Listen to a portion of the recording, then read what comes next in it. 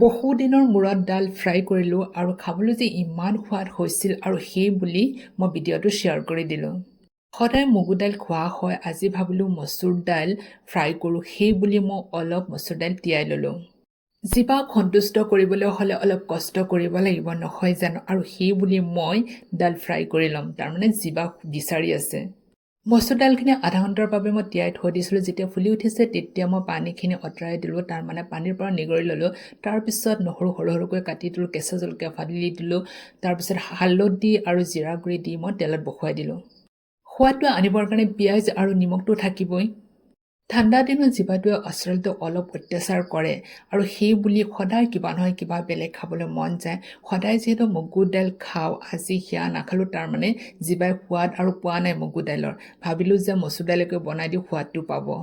মচুৰ দাইল ফ্ৰাই কৰিলে পানী পানী ৰাখিব নালাগে, শুকানে শুকানে বনাই ল'ব লাগে, তাৰমানে ফ্ৰাই কৰি ল'ব লাগে। মচুৰ দাইল ফ্ৰাই কাৰ কাৰ প্ৰিয়? মোৰ কিন্তু বহুত প্ৰিয়।